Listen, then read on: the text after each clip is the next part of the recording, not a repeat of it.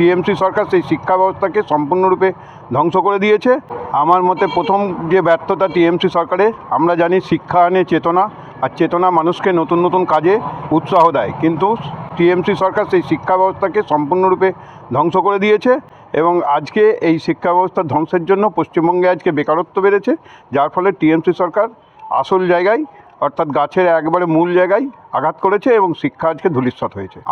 আমার এলাকায় টিএমসি বিরোধী মনোভাব 90% আছে এবং আমি আশা করি ভোট আস্তে আস্তে এটা 100%ই পূর্ণ হবে এবং সম্পূর্ণরূপে টিএমসির আমার এলাকায় বিসর্জন হবে। প্রথম ব্যর্থতা আমি একটু আগেই প্রথমে বললাম, শিক্ষা ব্যবস্থার ব্যর্থতা, যেটা আমার বাড়ির যে বাচ্চা আছে সেও বুঝতে পারছে, তাকেও নিয়েও আমি বুঝতে পারছি। দ্বিতীয় ব্যর্থতা স্বাস্থ্য। রামপুরহাট হসপিটালে গেলে আমরা ঠিকমতো চিকিৎসা পাই না, যন্ত্রপাতি সব বিকল হয়ে পড়ে আছে, যার ফলে শিক্ষা স্বাস্থ্য যে দুটো মৌলিক অধিকার, সেই মৌলিক অধিকারেই মমতা ব্যানার্জি আজকে আঘাত করেছে এবং তার ফল সামনে বিধানসভায় মমতা ব্যানার্জিকে পেতে হবে। আমার এলাকায় বর্তমান যে সাংসদ এবং বিধায়ক আছেন তাদেরকে আমার এলাকায় কোনোদিনই দেখতে পাওয়া যায় না। তারা ভোট এলে একবার করে সেই উড়ন্ত পাখির মতো একবার করে আমার এলাকায় ভিজিট করতে আসে, তারপরে তাদেরকে আর কোনো পাত্তা পাওয়া যায় না, যার ফলে তাদের কোনো কার্যকলাপ আমার এলাকায় নেই।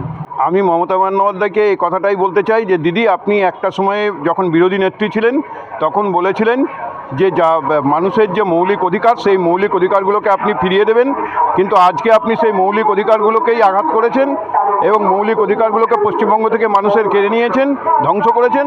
আপনি মানুষকে চাকরি না দেন, আপনি মানুষকে শিক্ষা, স্বাস্থ্য এবং বাসস্থানের ব্যবস্থাটা করুন। এটাই আমি আপনাদের মাধ্যমে মাননীয় মুখ্যমন্ত্রীকে বলতে চাই।